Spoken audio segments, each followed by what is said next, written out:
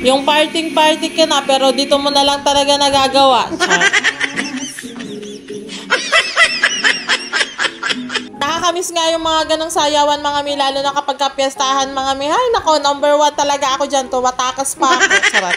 Hoy, oo, mga mi, ang boring ng childhood mo pag hindi mo yun naranasan, yung bang tatakas ka na, dadaan ka sa may bintana para lang makapunta ka sa piestahan, mga mi. Ay, nako, ganun na ganun ako, mga mi. Sarap. Tapos naalala ko nga, mga mi, pasusundan ako ng nanay ko sa mga pinsan ko. Ito naman mga pinsan ko, napaka mga kiji, nakakainis. Hindi tuloy ako makapag-enjoy. Saglit lang talaga ako nakakapagsayaw. Wala, mga mi, pagpasensyahan nyo na. Naalala ko lang talaga yung childhood ko, mga mi. Wala, ang saya kaya.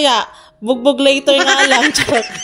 Tama na nga yung pag-memories back ko, mga mi. Dito na nga tayo sa ginagawa ko, mga mi. After ko nga dyan sa mga tupiin tsaka pagplansya ko, mga mi, gumawa muna ako ng cheese stick dito kasi nga sabi ko nagugutom ako para ito na lang yung meriendahan namin, mga mi.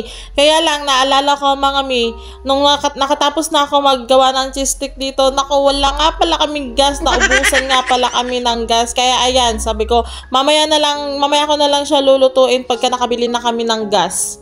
Ito lahat na yung nagawa ko, mga mi, na cheese stick. Tapos yan, pagdating naman ni Jusawa, mga mi, agad na agad kaming bumili ng gas, mga mi, kasi nga, baka mamaya masaradohan kami kasi nga, anong oras na rin naman yun, dumating siya. Ito talaga yung legit na kaba, mga mi, kapag ka nauubusan ka ng ganitong gas, mga mi. Talagang kapag ka dito ka naubusan ng gas, mga mi, ay nako, talagang kabado ka sobra. Hindi ka tulad sa probinsya, mga mi, na pwede ka makapagkahoy doon.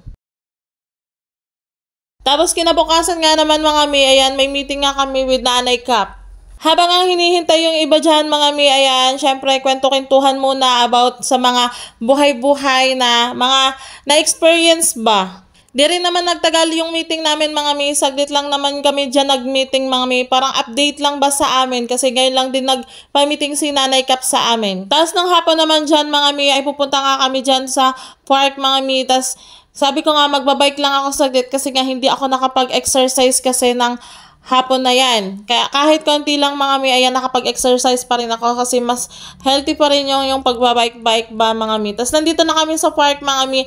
Ang ganda dito, sobrang lamig dito, sobrang hangin. Tapos ang saya kasi kahit papano ba, may matatambayan ka. Ang ganda lang dito sa park na to, mga mi. Wala lang, share ko lang. Naalala ko tuloy nung kabataan ko pa talaga, mga mi. Ang saya kaya maglaro sa mga ganitong park, mga mi. Yung may siso, may swing. Tapos ayan, may mga ganyang duyan-duyan talaga, mga mi. Ang ganda lang, nakakamiss yung mga ganong mga memories mo ba. So yun lang muna, mga mi. Salamat sa panonood.